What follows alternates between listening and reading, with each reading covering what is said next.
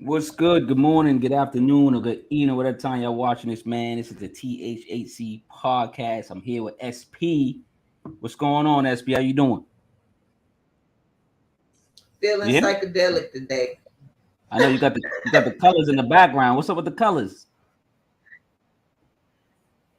I'm feeling psychedelic today. I'm happy. I'm moving and I'm just feeling good.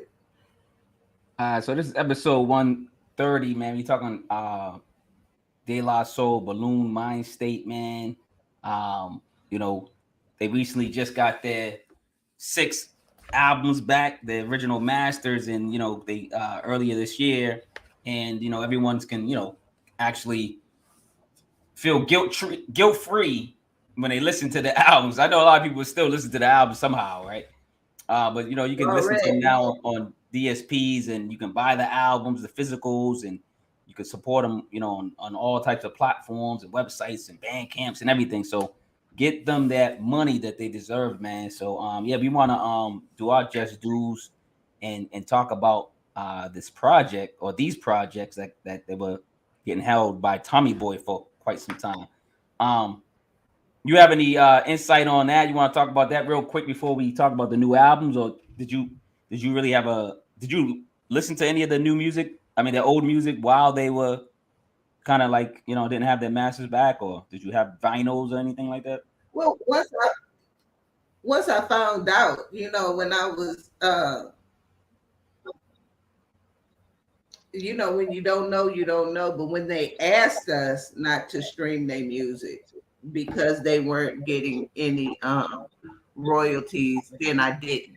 You know, um, their I think their royalties was still going to Tommy Boy, and so they weren't making any money off of streaming.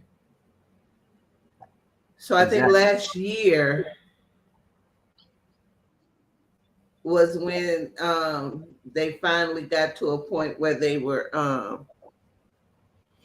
able to make money off streaming, and they just actually put it into effect this year. So I was so excited, and I was so happy to see De La Soul Day trending, and everybody was listening, and it just does your heart good when they support the legends. No, 100%, man. I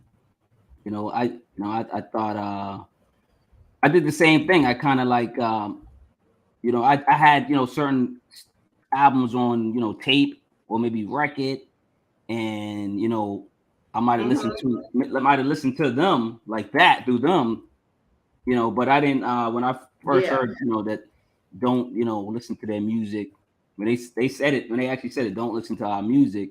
I 100%, I listened and then didn't listen to it on digital platforms because like you could like people were like people had it on YouTube or something like that, and you could probably listen to the old albums back then, but like you said, when they said don't listen to it at all, I respected that and didn't. And then I just they were supposed to release the albums last year, but they didn't. But shout them out. I'm shout them out. Shout out Hmm. to De La Soul, man. So now we can actually listen to these albums guilt free, and we can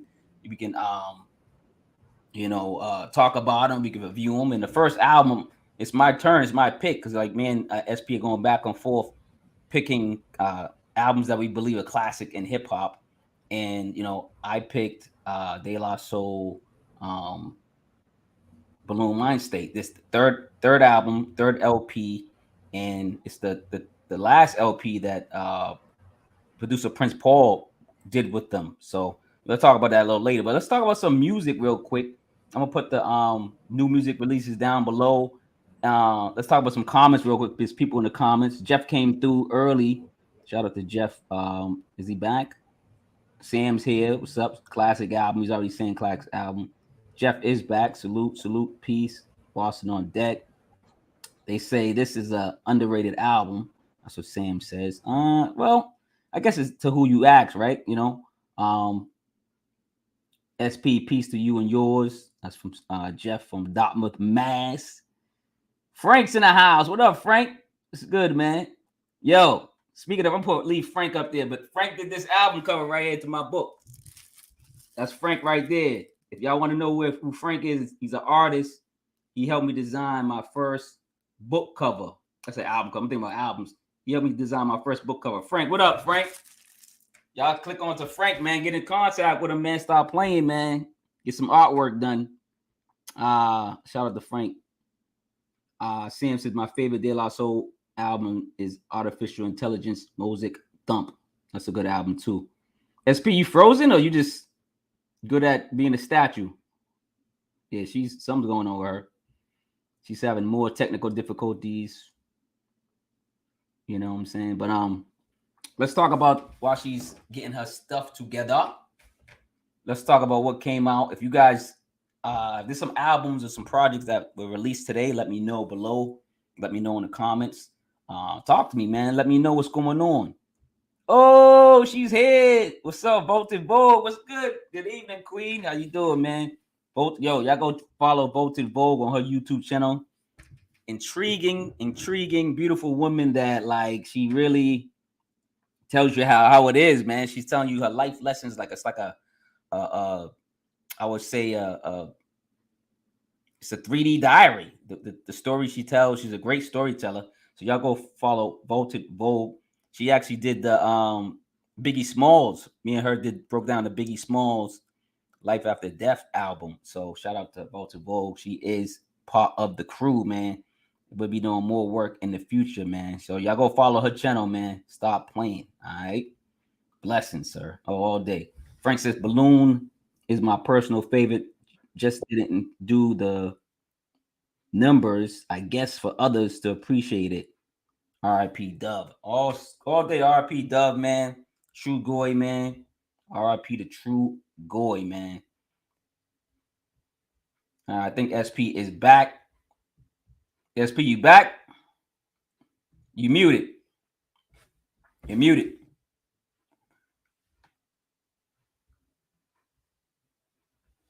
You're muted. And you're fuzzy. She's still having technical difficulties, man. I don't know what's going on. But let me talk about the new albums that came off today, Friday. Before we get into the album breakdown of De La Soul. The first album I wanted to talk about was number one is Rakim Al-Jabbar. He put out Big Baby Thanos, man. You know, the good news about this one, man, first of all, it's a great album. You know, you have certain relationships with certain artists and stuff.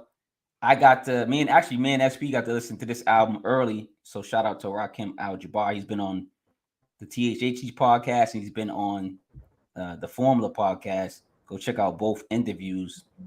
But yeah, number one, Rakim Al-Jabbar, Big Baby Thanos. SP, are you? Hello? Can you hear me? Yeah, what's going on? Yeah, you're breaking up. You sound like a robot. You sound like a robot, SP. SP, you got to fix your audio.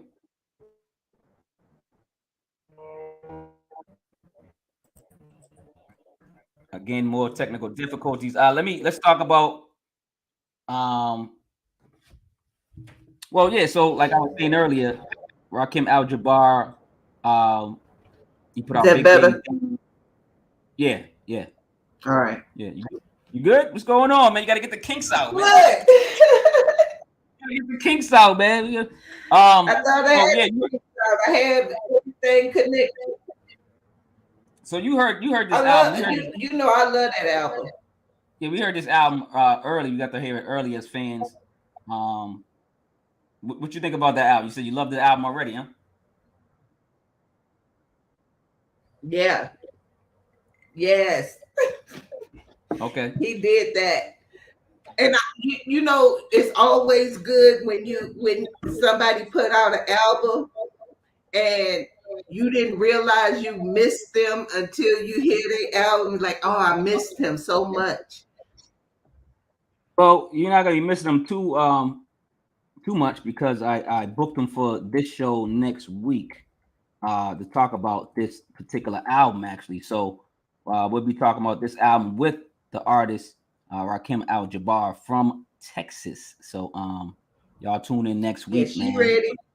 You know what I'm saying? SP, what up, love? Seems Hey, you're Frank. muted. So Frank trying to look out for you, saying you're all over. He's like, you're muted, you're this, you're that. Thanks, Frank. What up, Ben Frank? What's good? Speaking of Frank, there's another Frank in the house. Ben Frank, hashtag Ben Frank. What's good? What's good, my boy? What's going on, my man? Yeah. So that's hit me on the show to speak on this album. So let's get to number 2. Number 2 is you'll be surprised. A lot of people are surprised about this album. Real Bad Man. He's a producer. I've been telling people about. I think I told you about Real Bad Man. Mm-hmm. And Kool Keith. Kool Keith will be turning 60 this year. If y'all don't know who Kool Keith is, y'all better tap into it. Tap into him and his catalog and his, he had a group, he had solo stuff. This is called Serpent. And man, this has been on rotation since it came out last night. This is actually the first album I listened to was Real Bad Man and Kool Keith. It's called Serpent. Y'all go check it out, man. Great project. Yeah. Number Kool 3. Keith been consistent. Number 3 is Black, and he's an R&B artist. It's called Since I Have a Lover. I haven't listened to that yet, but actually no, I did listen to that. I listened to that this morning. Yeah, it's a nice little smooth album, man. So if you like Black, you like the smooth R&B, man, you got a wifey at home, man. You know what I'm saying? Y'all put this on, man. Do y'all thing, you know what I'm saying? But shout out to Black. Does he have a track on there with Jessie Reyes? I'm not sure. I only listened to it once. I have no idea. I didn't really deep dive into it. I listened to 40 albums on Friday, so I don't, number 4 was Hit Boy. He put out an album. It's a mix between, tracks with artists on them and it's instrumentals. So Hit Boy is called Surf or Drown. You listen to that? No. Yeah, it's a good I didn't listen to the instrumentals yet, but I listened to the actual project of the MCs rapping over his beats. And he got Nas on it. You got a couple artists that you will know, a couple artists you might not know, you probably will be fans of after hearing their vocals on this Hit Boy album. Shout out to Hit Boy, man, for his hard work and dedication to the craft. Number 5 is, I didn't listen to this yet, but I wanted to put some West Coast on here, man. I didn't see a lot of West Coast that came out that I know of. If y'all know of anything that came out that's new, put it down in the comments. But Little Easy. Now, Little Easy is Eazy-E's son. Y'all, if y'all don't know, Eazy-E's son actually raps, and I think Eazy-E's daughter actually raps as well. So, Little Easy and Daz the Dillinger, they put together a project. It's called The Legacy. And I haven't tapped into it, but if y'all heard it, let me know about it. Number 6 is Jay Skis, and he's part of Conway's camp. Drum music or something like that. You gotta kill me for messing up his company. But Jay Skis is one of his artists. Abolish Uncertainties. I go check that album out. It's a good album. Go check it out. I only listened to it once, but I got to get back into it. Number 7 is Recognize Ali. Back to Mecca 2. I didn't listen to this one yet, but I heard good things about it. So Recognize Ali usually puts a good project together. So Back to Mecca 2. And then another album I didn't listen to yet, but I want to give out some shine because a lot of people's talking about this album. So like I usually do, I usually put down albums that I heard or people are speaking about on social media a lot. So I got to tap into this MC. His name's Lord Rome, and it's called Lord's Work. So I'm going to check into it, man, to see what's going on. And then, of course, number 7 is Skip the Kid. F the Kid 2. No, F you. I got it wrong. Oh, yeah. It's F your kid, too. But, yeah, I was like. Your beats. Huh? It's fuck your beats, too. Oh, why I got it wrong? What? I don't. That's weird, huh? I think I was looking at something, and I think I was. Because this is the last one I wrote down. I think I was thinking about Skip the Kid. Kids clowning around you at that time. Huh? It's F your beats too, right? I said, was it kids clowning around you? Nah, I don't got no young kids. You said kids? They don't have to be your kids for it to be kids around. It's always kids somewhere. Not at this house. Mm-mm. Not at this house, man. No kids at this house, I man. always got them. I always got them somewhere. Yeah, not at this house, man. If they here, they in and out, man. I don't, I was a kid before, so I know about destruction. So nah, they ain't coming to this house. J Skis and Conway's track Fire. The track, Jeff, or the whole album? Did you listen to the whole album? Let me know. Shout out to Matic 2010. What up? What up? What's good, baby? What's going on, Matic? You know what I'm saying? Jumping in. Everybody's up in here. That's what's up, man. SP, you ready to break down this album, man? You got anything to talk about prior to any new releases? Anything that you're listening to or you heard?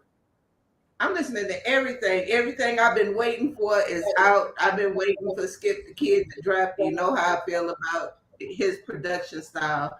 I've been waiting for Rakim to come out. You know how I feel about him. So, and then you told me Black is out, and now I'm kind of tingly over here. Oh Lord. You actually, once you talk about, because you're actually on, that's why I left it for number 7. Maybe I don't know why I wrote the name down wrong, but you're actually on number 7, Skip the Kid. You're actually on your first album.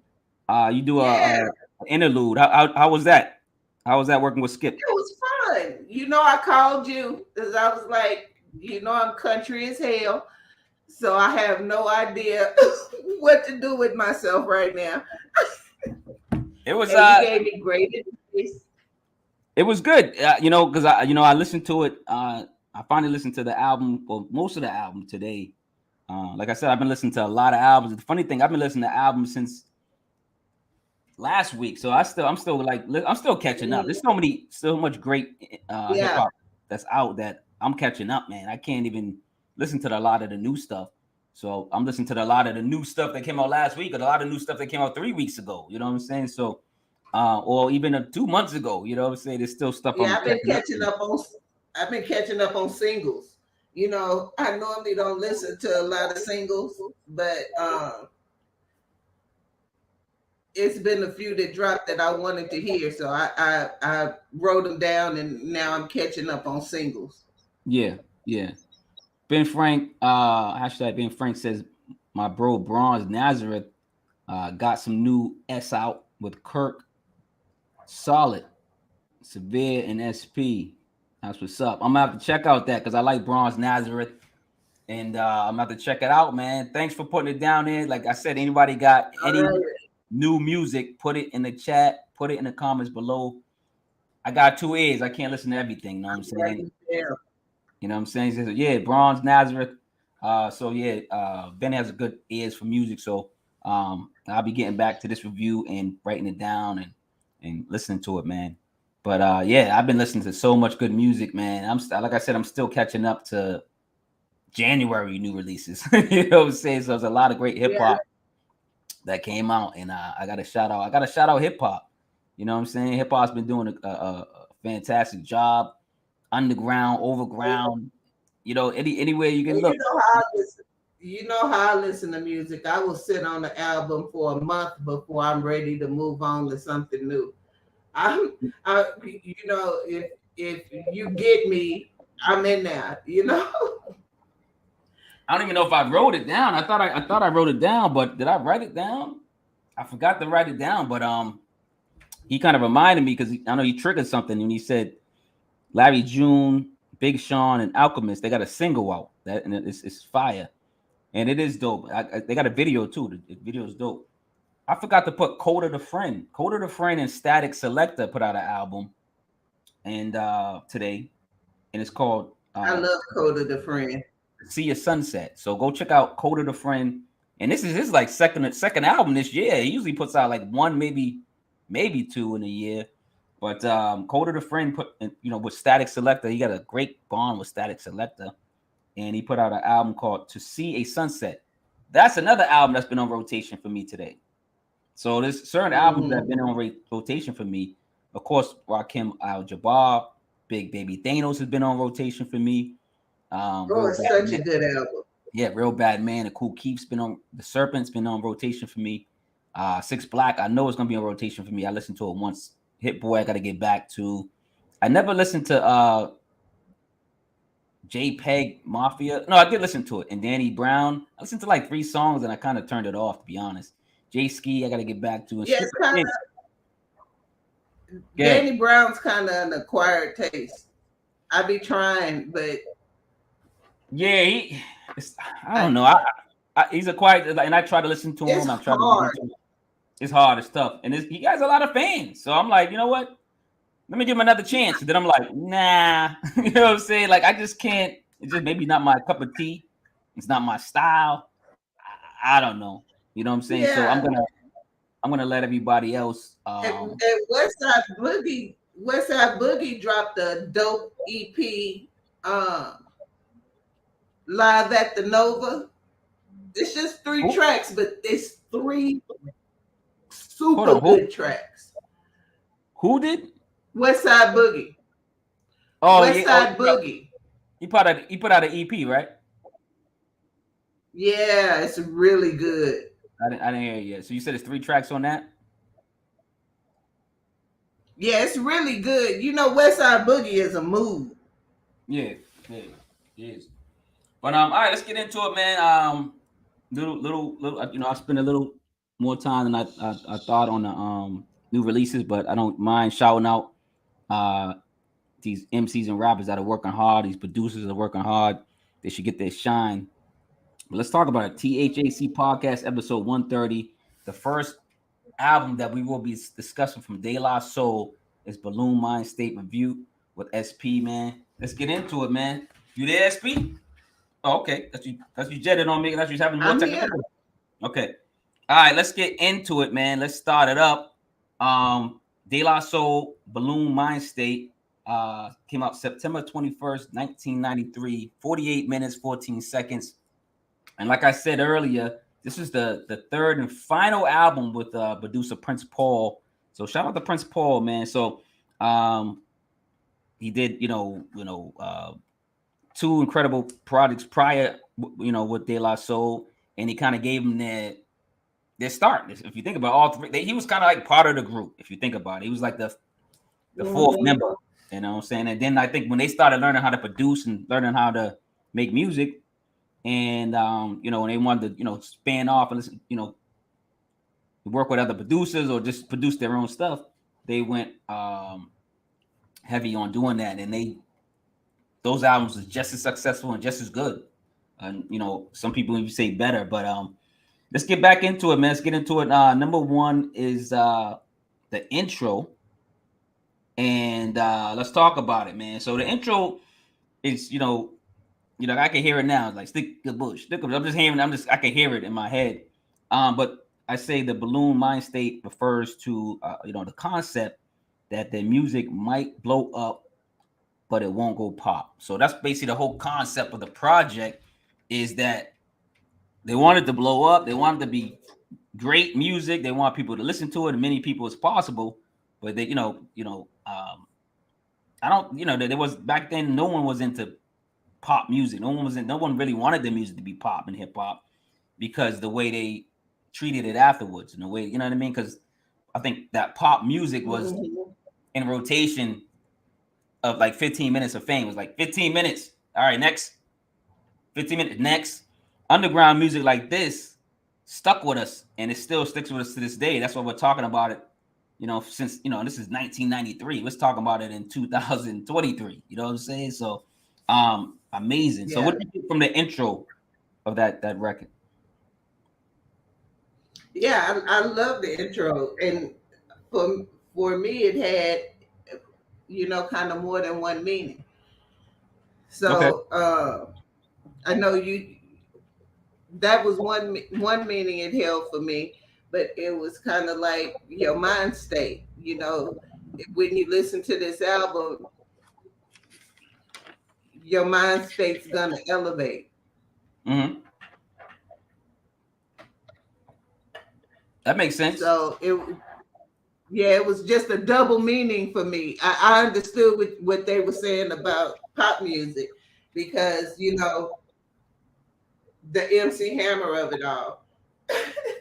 Yeah, exactly. Because people it's kind of like how they kind of do MC Hammer, you know, like they weren't listening to it, or because it was such popular music.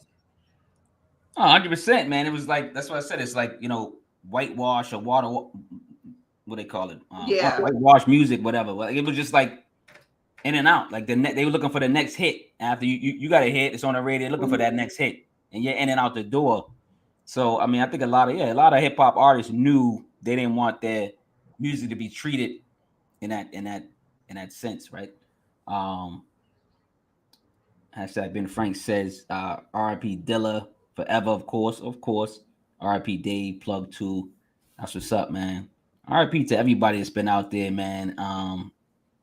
That be lost and stuff like that. Let's get into number 2, Eye Patch, man. So the intro comes on, and then as soon as I remember I had the tape. I don't even have the tape. I don't think I have the tape no more. I told you I got robbed before, but anyway, robbed all my music. But anyway, number 2, Eye Patch.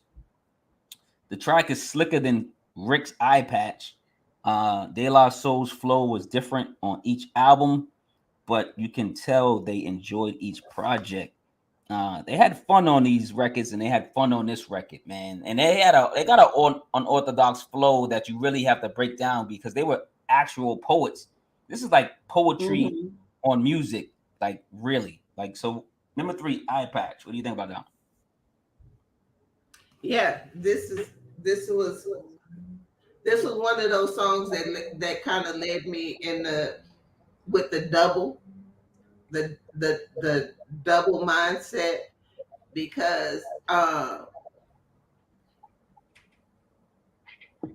it's one of those songs where you had an eye patch.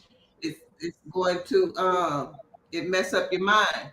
When you half blind, you only see half the truth. So this was one of those songs, this is what I loved about De La Soul. De La Soul had this way of offering you some truth, but still make you want to hit the dance floor. Yeah, that's understandable. And they've always been one of those groups where I didn't feel like I had to be hard. Yeah, I don't think it gave you that persona at all. I mean, I think certain bars were said from them based on people thinking it was soft, but they wasn't a street hardcore group. They were a group that did what they wanted to do, and it made other people do what they wanted to do and be themselves. This was a group that they were themselves. Me, myself, and I. It was like, you know what I mean? That's the perfect, like it's just perfect. Me, myself, and I describes them. Like, you know what I mean? That's who they were. You know what I'm saying? Like it just fits. It fits so well. You know what I'm saying? Let's talk about number 3, In Focus, and this is featuring Shortie No Mask, Dres of Black Sheep. They sampled Atomic Dog by George Clinton, and the reason I wanted to say that they sampled a lot of records on a lot of these various records, but the reason I said they sampled Atomic Dog only, they sampled more records on this one, but they sampled Atomic Dog by George Clinton. The only reason I thought about it because George Clinton was recently on the Drink Champs, and he was talking about how the industry owes them billions of dollars because they sampled George Clinton so much. Everybody, Dr. Dre, whoever, anybody, King T, whoever, everybody sampled. Anybody in their mom sampled, something from George Clinton, and they owe him billions of dollars. So he's in a lawsuit right now getting that money back. But De La Soul is one of those groups I believe paid him. You know what I'm saying, up front. So it wasn't like I don't think they're in the lawsuit or not they particularly, but their record company. So In Focus featuring Shortie Mask and Dres from Black Sheep. Plug 1 and Plug 2 orchestrated each track, produced with Prince Paul, because they produced this album with Prince Paul. So I know Prince Paul probably did the heavy lifting, but they produced too. And it gave and gave 200% of the culture on each record. How they use features and use various samples made it interesting and entertaining in the music. So, like I said, they use, if you look at this breakdown of this particular one song, they probably use like 6 samples or something. But the way, and they put it together and they make great music out of great music, and they make hits out of hits and hits out of hits, and they make a hit out of a hit. You know what I'm saying? So, in focus, man, they were in focus on this project. What do you think about this one? Number 3. Yeah, this is one of my favorite songs. This is one of those songs where you they talking a little shit about what they've done and how they lived since making music, but it hasn't changed them. It's only giving them space to elevate their minds, which is dope to me. He went overseas. He had some girls. The DJ know his name, so the drinks is free. But I still don't drink, even though they free. That kind of thing. Yeah. So it's one of those songs where you are, living a different lifestyle, but still maintaining who you are. 100%.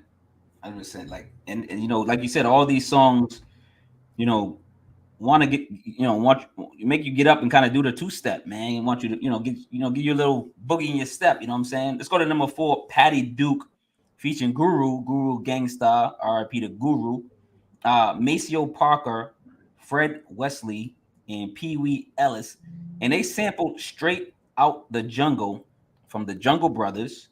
They sampled Word from Sponsor from Boogie Down Production, and he also sampled Run DMC's Rock Box on this. The song reflects on the entire music industry and how corrupt it was and still is. Again, congrats on the group finally getting back their masters. The way they incorporated jazz and instruments while they controlled the mics is still breathtaking. R.I.P. to Guru and Trugoy. What you think about number 4, Patti Dooke? It's the Patti Dooke. What? Patti Dooke. Love this song. Well, this is one of those songs that just focuses on a problem that's always been around for Black people in the music industry. Why do we always have to cross over? Why can't we maintain who we are without having to appeal to whiteness? You know what I mean? We have to step across lines. You just can't be who you are. You have to pop it up. You have to do something different in order to cross over. And it's just the question, why do we always have to be the ones that cross over? You didn't ask anybody else to cross over to us, but we always have to cross over to them. Yeah, 100%. It goes back to slavery. I mean, I don't know. Everything goes back to slavery. I remember, like Dave Chappelle would say, everything goes back to slavery. But it pretty much does, man, because they want to control. They want control. They want control of you, control of your music, control of your money. They want control.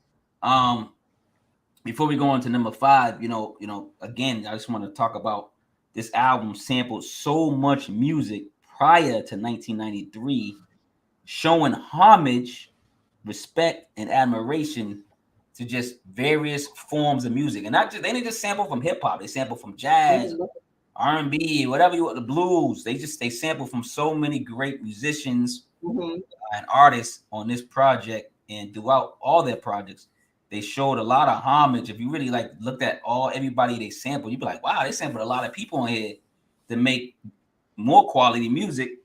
But you can tell they're showing homage and respect, and you could tell they got admiration for these people, these artists. Let's go to number 5. Speaking of that, I wanted to say that because of number 5 is I Be Blowin' featuring Maceo Parker Longtime James Brown saxophonist Maceo Parker. Shout out to all the musicians, period, on this entire album and this song, of course, especially Maceo Parker. This was risky in rap, but it paid off. Like, I really enjoyed this record. Like, I play this just like I play any other song on this album, and I act like I got the sax. I'm like, I'm in the when it comes on, like from beginning to end, I'm knowing the keys. I don't know how to play a sax, but it feels like I do. You know what I mean? Because I know every note that he plays. You know what I'm saying on here. So number 5, I Be Blowin featuring Maceo Park. What do you think about that? Oh, you know how I feel about it, instrumental. You know, you can give me all the time with an instrumental, and this one is spectacular. It just is. It's live. I mean, it's actual band. It's actual. Yeah, I mean, besides Fire, really nothing you can say about that song that's not except Fire. Spectacular, perfect. It was just dope. Yeah, 100%. Like, I mean, I thought it was a risk because, yeah, people played. You know, they gave props to the DJ, and the DJ played some scratches once in a while back in the day. I get those records, but this was like an actual artist, musician playing on a rap album.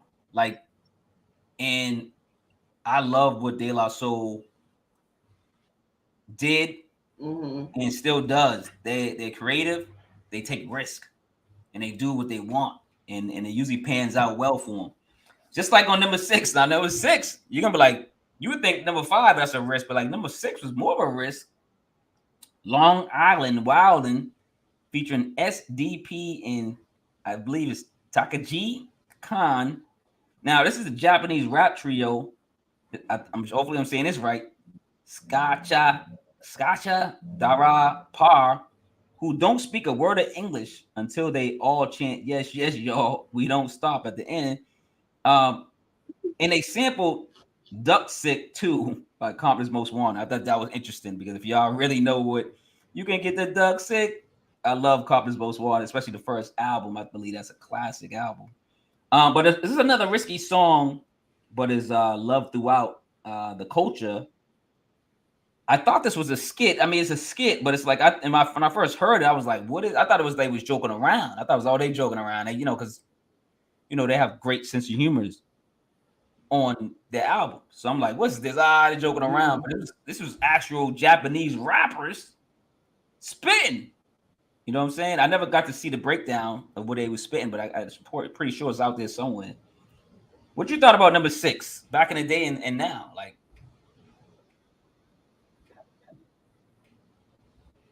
yeah, it was one of those albums that show how far the culture reaches. You know what I mean? And you hit me with some drums. I don't care what language you talking in. I don't care what you saying. Once you hit me with some proper drums, I'm like, I would listen to you. You bugging. I gotta understand. Because back in the day when I'm playing the tape, I was like, yo, what is this? I'm thinking it's a joke at first. When I first heard it, because no one's explaining it. They didn't have social media where they can explain it real quick. You know what I'm saying? Like, and they didn't do interviews a lot. So it wasn't like I don't even know if they ever explained this track to anybody.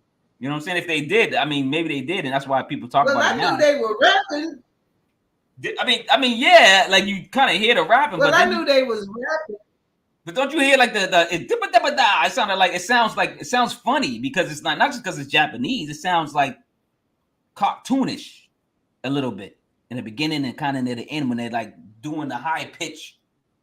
And so you was like, I'm like, what is this? A skit? So now that I know, I mean, I know they're rapping now and they, a real group. But I didn't know back then when I first put the tape in. Hell no.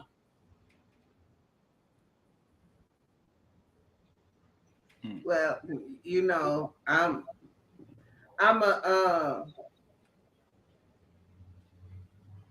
love karate movies, so to me it just sounded like A karate movie. But come on, think what was You karate? know what I mean? Because I was so used to hearing people talking. But what was karate movies to us? They was like kind of funny to us too, right? If you think about it, they were because Yeah. the lips moving and then not catching with the voice, So yeah, so like in a sense, yeah, it was like, what is this? Like, could you really like when I first heard it, I couldn't take it serious. When I started, listening to more of it and maybe like tuning into what's going on and figuring out who these people were, and I realized they were real artists. I was like, oh, okay, my bad, like that. But it still was good. It's still a track that I listened to. I never skipped it. I never skipped this track. Yeah. So let's go to number 7 when they get back to rapping. Ego Trippin, and they call it Ego Trippin Part 2. Now, the reason they call it Ego Trippin Part 2, because speaking of Kool Keith, we talked about Kool Keith earlier, but 1986 Ultramagnetic MCs, originally 12-inch continuation. So this was 1990, the group Ultramatic MCs, basically. They did a song called Ego Trippin, right? And this is Part 2. So it's funny that I was thinking, like, are they on it? But they never was on it. Like, that would be dope if Ultramatic MCs were on it, but they wasn't. And I just wondered why they call it Part 2. It's like them saying, I'm stealing your record, but I'm gonna call it Part 2. And I'm pretty sure they got their consent.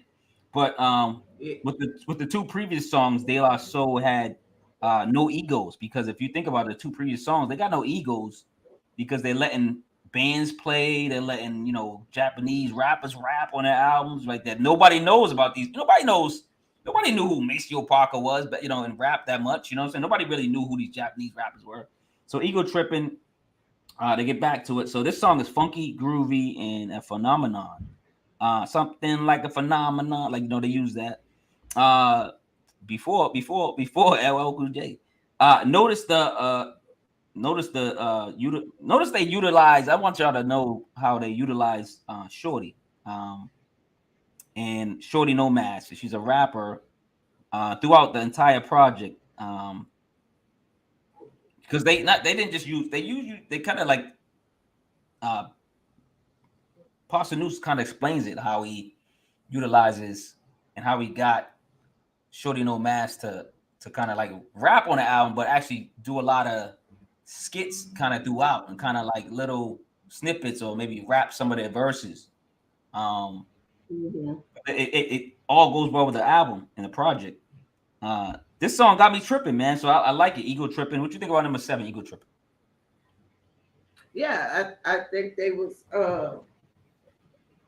doing the little ego tripping, and it was all right with me. You know what I mean? Because people always talk about how they funny and this, that, and the other, but I'm funny, but I can rap, and this is what I do, and I am an MC first. You know what I'm saying? Yeah. So yeah, they did what they were supposed to do, and letting people know, don't try to put us down talking about we funny and don't think we won't go and make you whack. We won't go out on stage and make you look whack, whether you think we funny or not. We still MCs.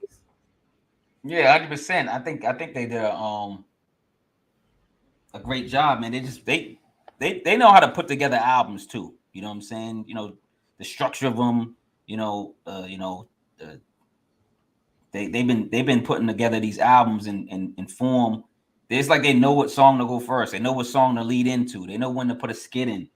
Speaking of skits, number 8, Paul's Revenge, and Prince Paul, of course, the producer.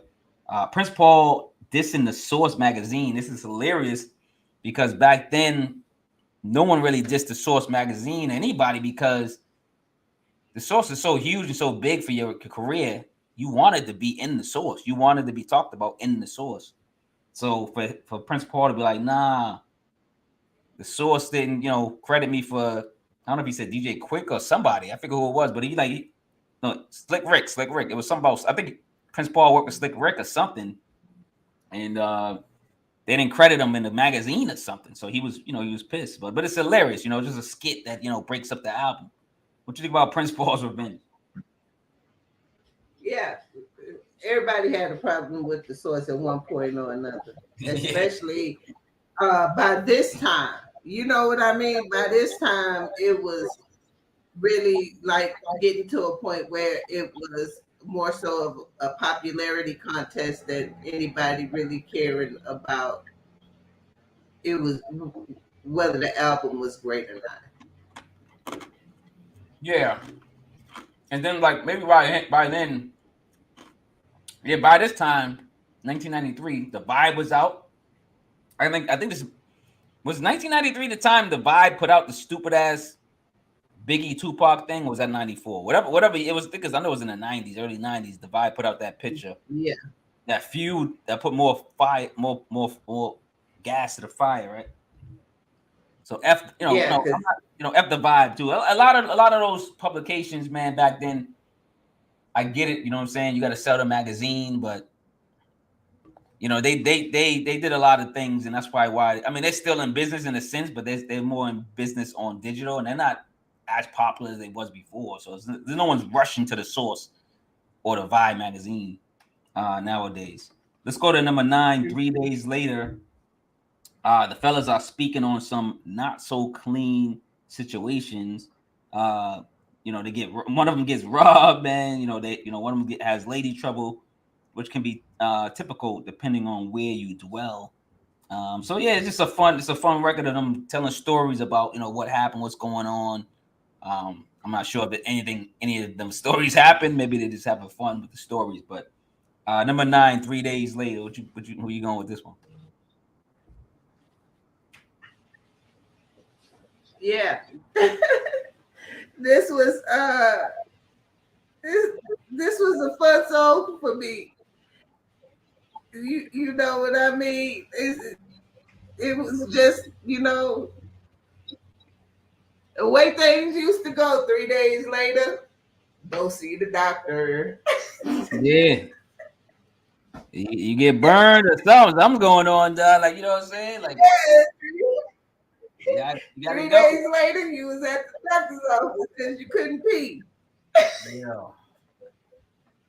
Yeah, I don't even want to talk about the days, with my boys. My boys, man. I went to the hospital with a lot of my boys. You remember you had to skip school and go with your friend because they done got burned. It's a line at the free clinic downtown. The free clinic, yep. Yeah. Because the free clinic wouldn't tell your parents. Yeah. I went with my boy once, man, and he was I don't know what he was pissing out, man, but it wasn't I don't know, it was colors, all types of shit, man. And you know what I'm saying? We went there and I'm like, yo, I told you to wear these condoms, dog. Like some dudes didn't listen back in the day. I like to feel. No. All right, you gonna like to feel this fire shooting out your dick. You know what I'm saying? So, but already. Idiots, man. Man, I used to be condom up, man. I used to be like, instead of drawing guns, I was drawing condoms. Like, as soon as the girl dropped the panty, I'm like, with the condoms, dog. I wasn't playing around, dog. Stop. What? Don't stop playing around, dog. Like, yo, man. I always had 3 on me. Everywhere I went, I had 3 on me. 3-pack. Always, everywhere. Let's go to everybody's area code, man. Number 10, Area. This track samples so many hits and then creates a hit. This song just rocks, man. The song makes you want to get up and shake your hips a bit. I always shout out the Boston area codes while rapping, this song and doing my 2-step in the mirror, man. I got the violators in the area. I used to love that part. I got the violators in the area. Like, say, because it sounds like they fucking or something, right? I don't know what's going on. But saying, like, this track is fire. Like, it's just like the sounds of it, whoever they sampled, man, they just put it together so well. I love Area, man. And you can shout out any area code, man. You can shout out your area code. They did it first too, Luda. You know what I'm saying? A lot of people have been biting. A lot of people bite off these De La Soul, man. They don't give credit, because the biggest area code song is from Ludacris, but they did it first, man. Area. Shout out to De La Soul. What do you think about number 10? Yeah, this is. I'm in my hood and my manhood worries you. That was always my favorite part. Yep. I Yep. love the shout outs. I love the shout outs. You know, to the different artists from the area. You know what I mean? It's laid back. This is one of those tracks we used to just listen to and smoke a joint. You know, I can see that. yeah, I mean, well, it's more of a upbeat track for me. I mean, like I guess you could be smoking the joint at the same time, but you know what I'm saying? Like it's more like this is a dance track for me. Like I'm telling you, they like you said earlier, they get you up on your feet, man, grinding and you know what I'm saying, moving around, man. Like you know what I'm saying, like they keep you on your toes with this music. You know, while they're entertaining you with their rap style. You know, mm-hmm. but before I get to 11, man, I just want to say, I always like try to, if I got anything else to say, I try to sneak it in. But De La Soul are poets, and their lyrics are difficult books to decipher, and that art on the walls that you stare at for clarity. So, you ever read a book, and it's funny because I brought the book down, like, I'm reading this book, and and I love artists, I love writers. But sometimes you read a book and you're going, and you need a thesaurus or a dictionary while you're reading it. I don't mind those books, but sometimes you just want to read the book. You want to keep getting up, right? You know what I'm saying? So, but shout out to Elizabeth Alexander. I want to give her another plug. The Trayvon generation. Great author, man. Very intriguing, very thoughtful. Great author. She's a great writer. And this is one of those books, I love to be challenged, and this is one of them books that challenge you. So like it kind of brought me to how De La Soul is. De La Soul, they're real poets, they're really poets. And the way they rap, you might have to have a thesaurus. You might have to have a dictionary. You might have to have them break down what the actual verse was about. You know what I'm saying? Because if you're not really listening well, you know what I'm saying? Like some people, you got to be a listener. You listen to club. Remember that in school, listening club? If you're not listening to these guys, man, you can't get lost in their language. They should have their own dictionary and thesaurus because they were just dope like that. They're poets. Let's go to 11. I Am IB featuring Maceo Parker, Fred Wesley, and Pee Wee Ellis. I Am Shortie, IB 411. Shorty No Mask all over this album, like I said, doing interludes or whatever they ask, and she was a trooper, man. Love how everybody chimes in on the intro as well. They got everybody from producers to Q to whoever. This got everybody's on this, right? They just use samples of them saying, "I am somebody, I am whatever," right? This was the funny thing about this album or this song right here. If nobody knows this, I would like to throw a little bit gems here and there if I can't get them. This was a personal record for Calvin Mercer, aka Parson. He actually regrets dissing Q-Tip on his record. He dissed Q-Tip. If nobody knows this, he was dissing Q-Tip. Go back and listen to it. He's dissing Q-Tip because they wasn't getting along at the time. I'm not sure why he was dissing him, but he does regret putting out a great album, a great song, and dissing his. I'm pretty sure they're friends now, but they were friends then. And something happened. Now they're not. They wasn't friends. Now they're friends again. But I love how and then again after that, I love how they reused "I Be Blowin'," which is like the number 5, track 5. They reused that track in a sense with more instrumentals on it, more musicians on it, and they just rapped over it, adding vocal instruments as well. Just a dope song, dope record, man. What do you think about number 11? I Am IB featuring Maceo Parker, Fred Wesley, and Pee Wee Ellis. Yeah, so I remember listening to this when it first came out, and it is so much more poignant now. Pastanu says, I be the new generation of slaves, here to make papes to buy a record exec rakes. The pile of revenue I create, but I guess I don't get a cut because my rent's a month late. That's the chorus, and that's the chorus. So it just make you think about what they were going through at that time. And how it took years before anybody ever paid attention that they weren't getting paid. 100%. 100%, man. Ben Frank says everyone used to beef out with Q-Tip. He was a bully. And maybe he was. I don't know. Like, no one knows what Q-Tip was. I mean, he probably was very talented. So maybe he was well respected in the industry, and people, and maybe his head got big. I think it did. I ain't got like through his music, you can tell like he thought he was the shit, you know, especially when he went solo. You could tell that, you know, and plus, I heard, but between Tribe, there was so many fights, man, and so many breakups and all types of crazy things going on. But that's beyond the point. R.I.P. to Fife. But if he was a bully, hopefully I'm glad he cleaned his act up and he's friends with everybody now and everybody's cool. So, but yeah, Q-Tip I heard was a bully. I heard he was, you know what I'm saying, doing what he wanted, talking trash, man. Q-Tip from Queens and got hands. He said he got hands, so he was fighting people too. So, oh man, so I don't know about all this stuff, man. Like maybe he was fighting people. Maybe they had a fight. Maybe they had an actual fight. I have no idea. They're not gonna say it because Parson News has more class than that. And but he did say he regrets writing these bars, some of these bars towards Q-Tip. So, and then if you really listen to the bars, you kind of question certain bars. Was he talking to Q-Tip after? It's, if you really listen to it, you go, was he referring to Q-Tip on this? And but I hopefully not. Hopefully not. Let's just put it that way, because I don't even want to quote the bars. I'm not even gonna go there because I don't know the full story.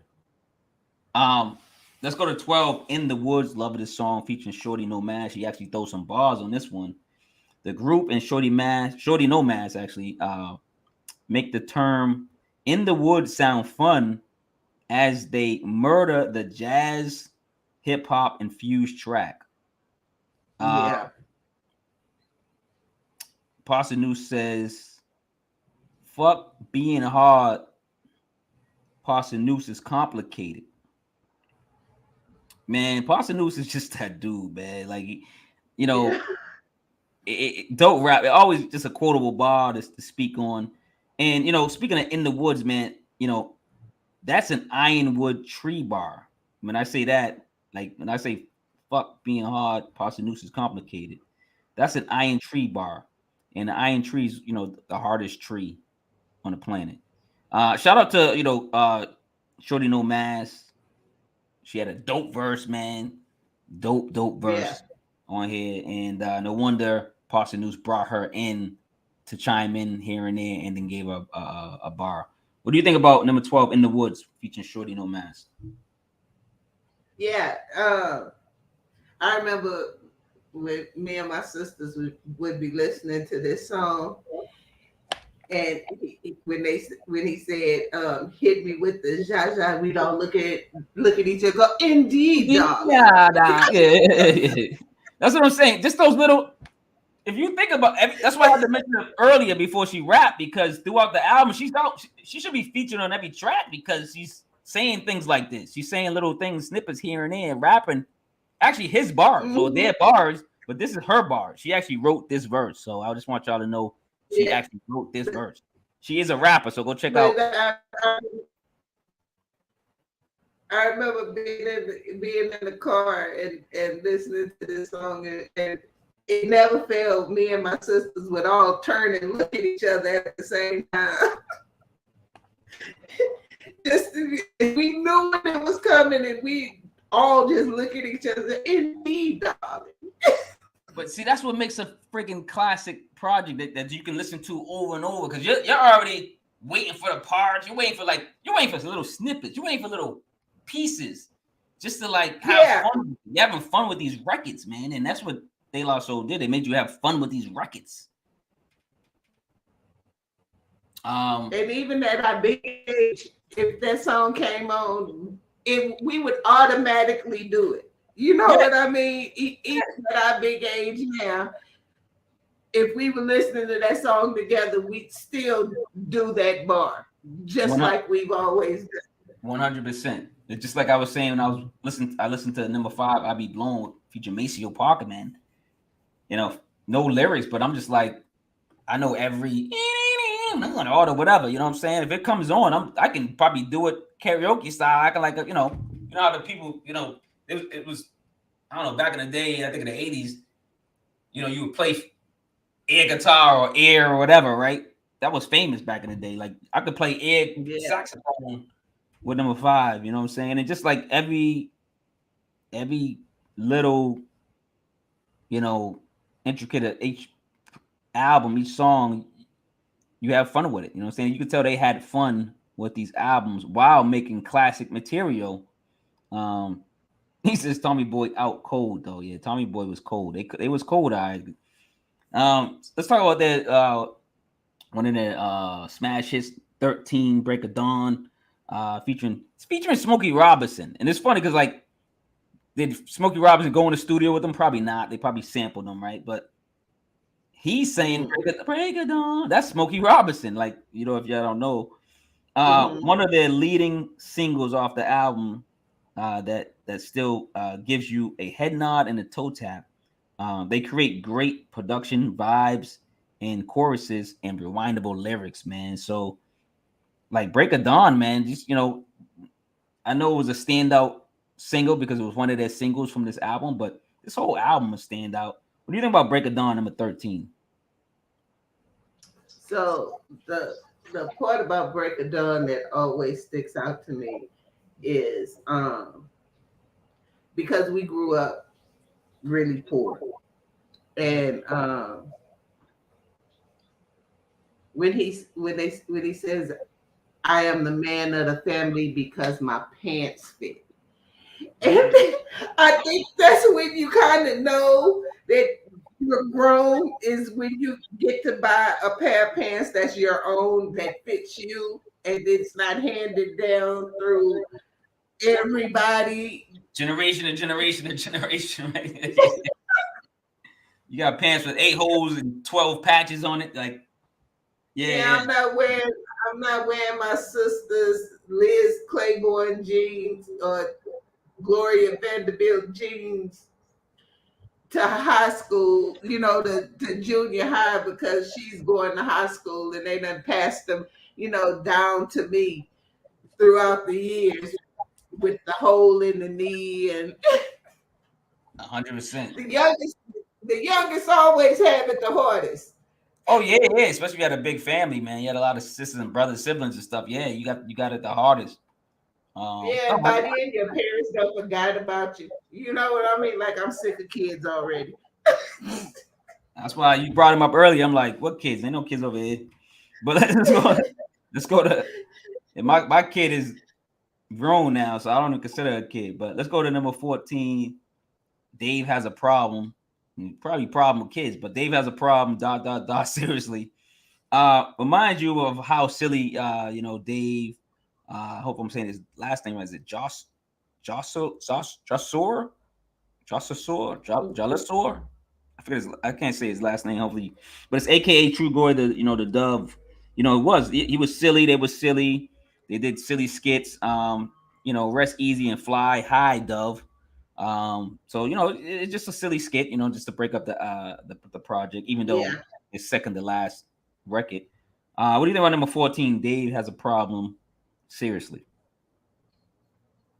Yeah, it was just a skit, what I mean? Yeah, just a skit. Yeah. I really didn't have anything too enlightening to say about that. I mean, Dave is True Goy. I had to shout him out. He did pass away, so that's why that's what I was kind of quoting. But they were silly, they that's what they did. They had silly skits. They had, they were like comedians on the mic in a sense, right? Like they were probably some of the first comedians besides Biz Markie on the mic, you know, like through their music. So yeah, just a skit. But let's go to number 15, last track, Stone Age, featuring Biz Markie. Speaking of Biz Markie, Biz Markie and Shorty No Mask. And Shorty No Mask is from Massachusetts. She's from Boston, but she claims, I think she claims somewhere else, but she's from Boston actually. Just like Guru from Gang Style is from Boston. So number 15, Stone Age. They end the classic album with original elements of the 5 elements with legend Biz Markie, Bismarck. This song is harder than the mic Biz left at the end of the record. It's just good music, man. Like I like this project. I like this song. Shout out to Biz Markie, R.I.P. to Biz Mark. Which is about number 15 with Biz Mark and Biz Mark. Yeah, this was my groove right here. This was my groove right here. And what I like about them is they drop these gems on you kind of out of the blue. Yep. Because you got to remember, this is the time when STDs was high, teen pregnancy was high, AIDS was high, and if you notice, they always put something in there about a condom. They putting on the latex. You know what I'm saying? If you look back on this era, there is a lot of songs in hip hop that talk about, you know, putting on the condom, making sure you protect yourself, that kind of thing. But they managed to do it without being preachy. Yeah, 100%. 100%. No, you're 100% right about that. They made it fun. They made like you said, accessible. Yeah. And I think, you know, maybe this is one of the reasons I carried a 3-pack. You know what I'm saying? Maybe De La Soul was saving my life without me knowing, you know what I'm saying? Subconsciously. But, you know, I respected this group. And it's funny because this is my favorite hip hop group. But before them, it was, you know, EPMD. You know, EPMD's second now to me if I ever had to, you know, put a group list out. But De La Soul, like, you got to give them their props because not only did they stick together, and I'm gonna say to the end because they actually, even though one passed, they're still kind of touring and doing the music a little bit. I don't know if they're gonna continue. I'm not sure, but you know, basically up to his passing, they were. You never knew if they hated each other. You know, never knew if they was fighting. You never knew, you know, what was going on, and there was some beef. They kept it. You know, they were gentlemen at the end of the day, man, and you just never knew. If there was squad, I'm pretty sure they were brothers that had fights and tussles, whatever they did, but they kept it from the public, and people don't really know any of that, you know, the corny stuff that probably happened behind stages, behind the, you know, the green screen. But shout out to, you know, them for being a group this long, you know, and putting out quality work, not just work. They put out quality albums. Exactly. Up to now, if they put out another one, I think they got another album coming out with True Goy on it because I think they record. I'm guessing they were recording when he was, you know, alive. So I think they have another album or two. I'm not sure what's going to happen, and hopefully they release that soon and we can be blessed by that. But I can't think of any album that they ever did that was whack. None of the albums are whack. They were all great albums. You know, but yeah. So yeah, you know. What an era!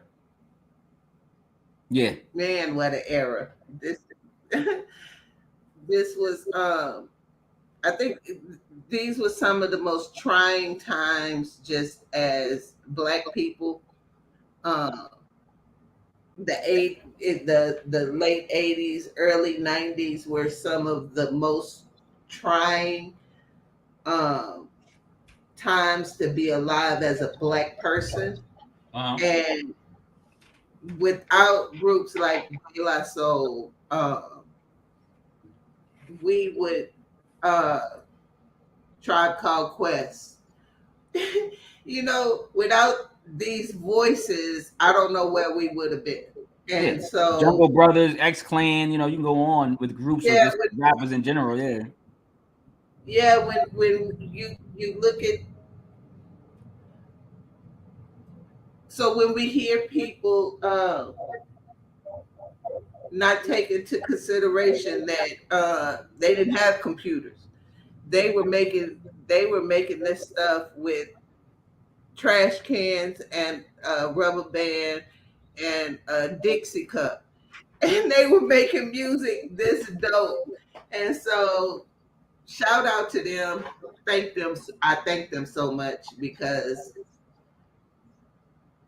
God forbid where I would have been. No, 100%. You got to give them their props, give them their flowers. You know, I've always gave them their flowers. You know what I'm saying? Like I said, it's my favorite hip hop group. It's still my favorite hip hop group.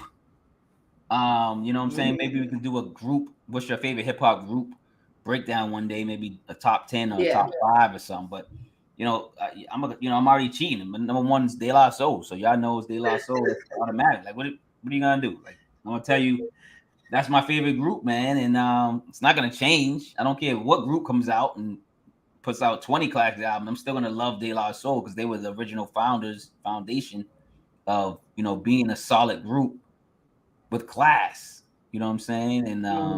And putting out quality projects continuously. You know what I'm saying? So you got to give them their flowers, their props, and stuff like that, man. Yeah, man. What else you got? You got anything else to say about them before we close down and wrap up?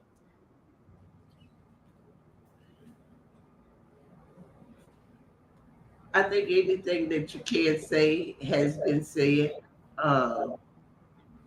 Just make sure you stream their music, make sure you buy their music, make sure you support them, so we don't have more legends making GoFundMe pages. Just make sure that you support the music that has endeared you and made you a fan of hip hop. 100%. I want to shout out to Jeff from Dartmouth, Mass. Man, I want to shout out Samuel Blind. I want to shout out Frank True Morgan. Go check out his page. He's an artist. He can do some artwork for you guys. He did my first book cover, so y'all check that book cover. Go buy the book. Shout out to Vaulted Vogue. Vaulted Vogue is she's part of the THHC podcast now. She broke down Biggie Smalls project. Y'all go check out her YouTube channel. She talks deeply about. She has a 3D version of her life. Basically, she just talks about. She's a great storyteller. You know, speaking of Biggie Smalls, like she, you know, and it's really intriguing. It's you gotta have. It's deep. It's just deep stuff she's saying. She's not talking fairy tales. Just put it that way. Shout out to Ben Frank, #Bit Frank. Shout out to Matic 2010. You know what I'm saying? Shout out to Ben Frank, man. Ben Frank was heavy in the rotation. You know what I'm saying? And talking to us, keeping us company, man. Shout out to Ben Frank. Y'all go support him. Ben Frank. Yeah, SP, real talk. He says, you know what I'm saying? He says, De La Soul to go. I want to know what everybody gives this album, De La Soul Buhloone Mindstate. Do y'all think it's a classic? Y'all think it's 5 mics? Whatever y'all think's a classic. If y'all count the 10, is it 10 mics or 10 whatever y'all think? Whatever. I still go by the source 5 mic thing that just stuck in my head, and plus I'm from Boston, so I kind of rep that. But yeah, man. So it's the end of the show. SP, what do you want to shout out? What do you want? You got anything to shout out? Actually, shout out to Skip the Kid. I really do appreciate, because you know I'm a fan of Skip the Kid, and for him to even ask me to do something for him was a big treat for me. And so yeah, you know how I feel about Skip. So Skip's dope. Yeah. And go and subscribe to the formula. You know, we building over there. We getting you some quality content to make sure that not only are we celebrating the music, but we want to make sure that we celebrating our people and making sure that your life is better. And that's the goal. That should be everybody's goal. It says we are guaranteed life, liberty, and the pursuit of happiness. So all I want to do is give you the opportunity to pursue it. 100%, man. You know, shout out to the Formula Podcast. It's totally different from this podcast. If y'all, y'all thinking like, wait, they got two podcasts? Yeah, we do. We got, this one we break down, the actual music song by song. Sometimes with the artists, like we're gonna have next week, and go check this out. Support this one. You subscribe, share it, all that. But also go to the Formula. Check that one out because we actually deep dive into everybody in the culture. Everyone. It could be a psychologist, it could be a mathematician, it could be a author, it could be an artist, it could be whoever. Financial advisor. They just, if they have a story, we're here to listen, and we cater to what's going on in their world and bring it to our world because it's the culture, man. It's the culture. It's just the culture. That's pretty much what's going on. And we all a part of it. Yeah, 100%. But if you don't claim it, I mean, I don't know. You shouldn't even be listening here. You shouldn't even be here, man. Don't say go subscribe somewhere else. But if you love what we do here, if you love what we do over there, subscribe, share, tell people about it, man. Spread the word, man. But SP, we do at the end of this podcast. Like again, it's the THHC podcast, episode 130, De La Soul, Buhloone Mindstate, man. Review with SP, man. And we usually try to give you some type of words of wisdom or some type of vibe, some type of positive vibe at the end of the show. SP, what do you got for anybody today? You read anything new, or you got anything, any quotes, anything? So, right now I am looking forward to this Tupac documentary, Dear Mama. I'm looking forward to watching that. What is that? Let me. Yeah, what's going on with that? It's on Hulu. It'll be on Hulu. It's streaming on Hulu. But I'm really looking forward to watching that. They're gonna force me to subscribe to some shit that I don't watch TV.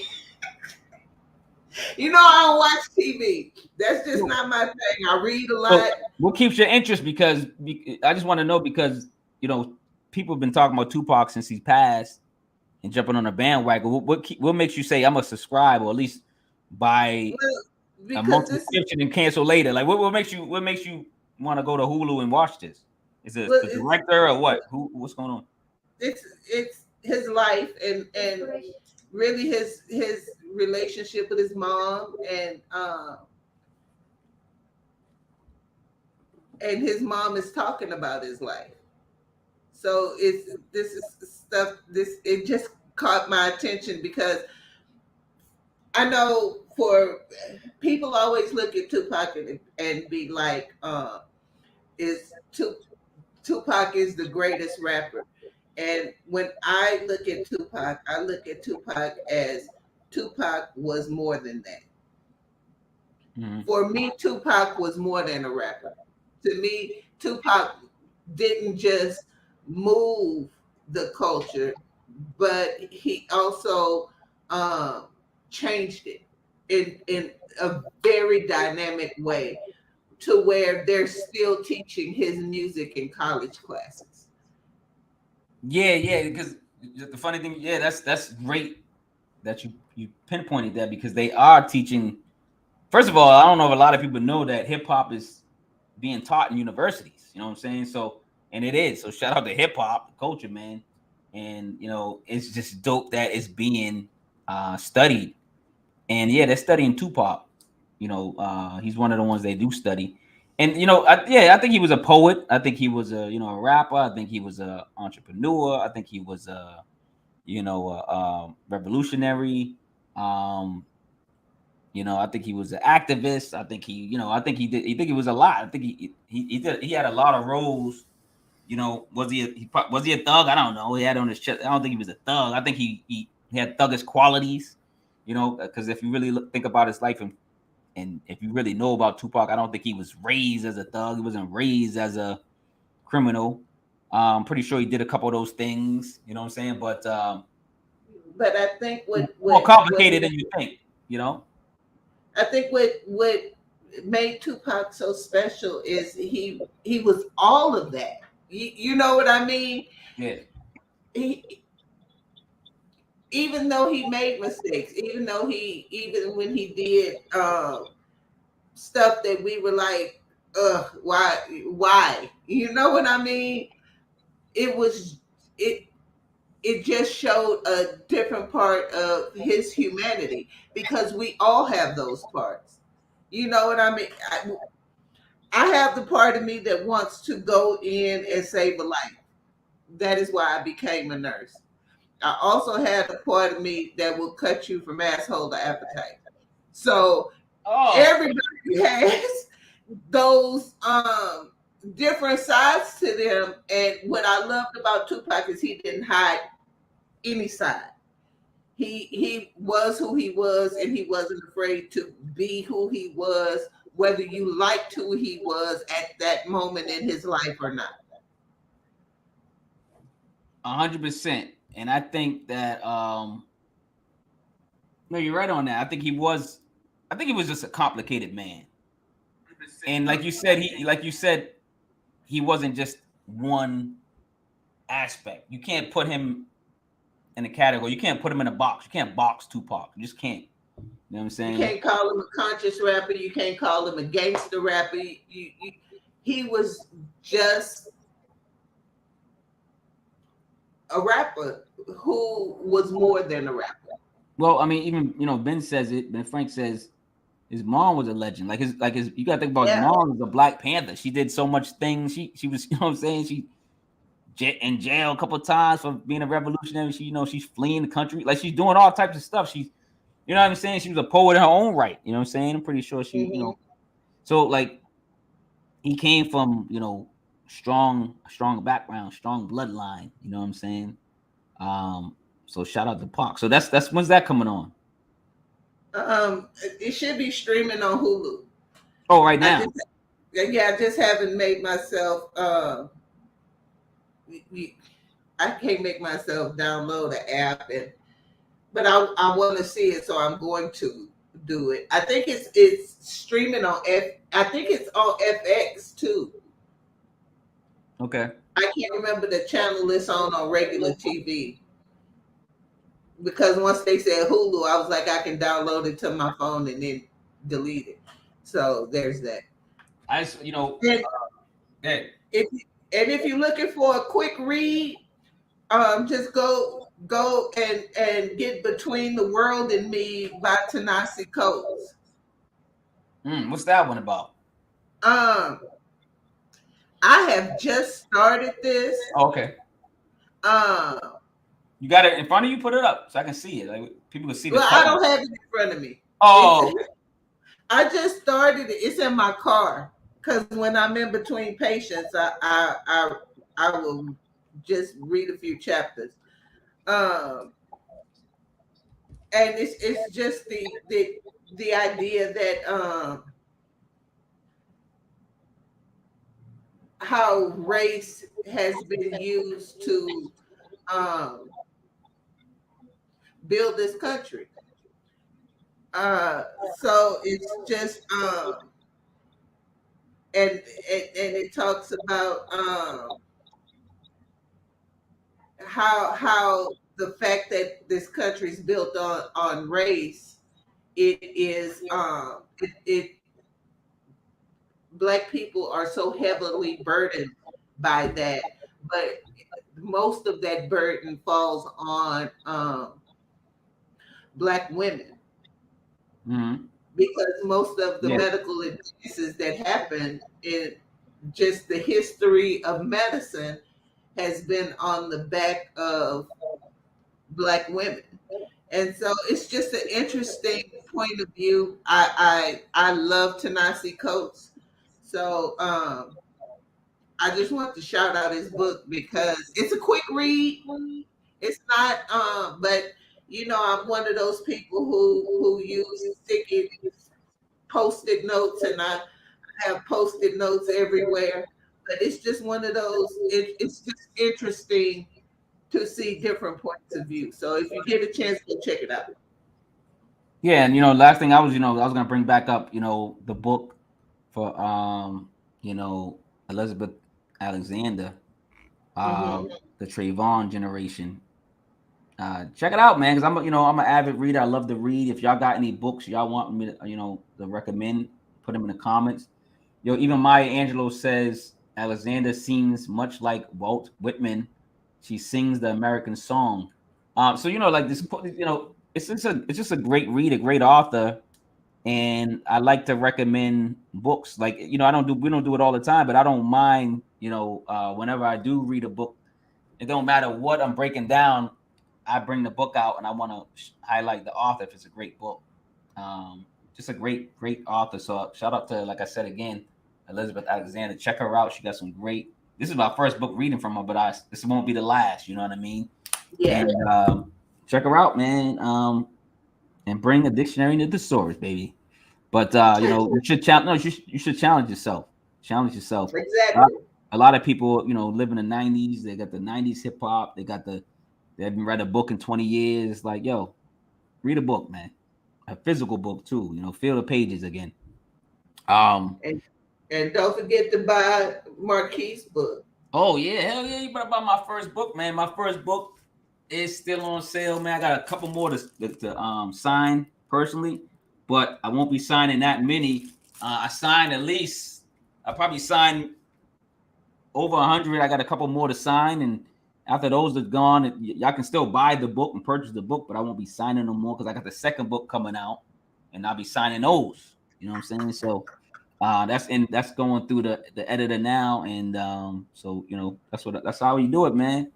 Frank says yes, the women the continuance. Oh, the continuance. I was like, what? I was about to say the continuation. I'm like, what? I'm trying to read, but I got glasses. I don't wear them. That's this first time I told you I wear glasses, but I do wear glasses. But words of Tupac. My positive for the day is keep your head up. There you go, man. My positive is always spread more love than hate, man, and hopefully you guys learn those,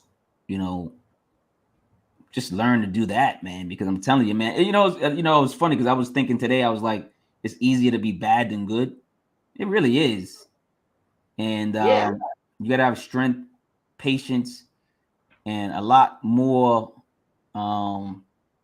grit, tenacity, tenacity to be a good person, man. So, that's what I tell people all the time. Don't the lack of I have the knowledge to get money, but do I have the mindset that's gonna be okay with me being in jail 15 years? You know what I'm saying? I thought you were gonna say the motivation to get the money. I'm talking about legal. Yeah, I can get the money, but is it worth getting the money? Oh, okay. All right. I'm like, what? Yeah, all money ain't good money. Oh, 100%. 100%. 100%. I know that personally. You know what I'm saying? I've been on a dark side with Darth Vader, man. Now I'm in the light. I'm in the light, man. So trying to make that positive bag, and man, if y'all got some positive tips and some passive income ideas, put it in the chat. Put it in the chat, man. Let share the wealth, man. Let us all get there's money out there for everybody, especially, man. We're gonna need it. AI is taking over the world. There's gonna be a lot of people losing their jobs, and they're gonna have to develop some type of skill and figure it out to get this money, man, and get this bag on the side, or actually have their passion become their main income. So and they already trying to keep us in the house. Yeah. Think about it. So we won't have no goddamn skills. You know what I'm saying? So we'll be done and poor and slaves again, in jail or doing crime or something crazy. So y'all watch out there, man. Get that money, get that legal money, man. Learn the skill, figure it out, man.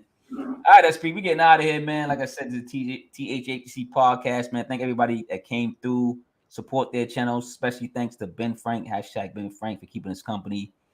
Yes, multiple streams, he says, man. Get that income, man. Frank, if you got any ideas, put it in the chat, man. Stop playing, man. All right, man. We get out of here, man. Peace out, SP. Thank you for blessing the podcast once again, man. We are out, baby. See ya. Much love and respect, Frank says. We out. Peace.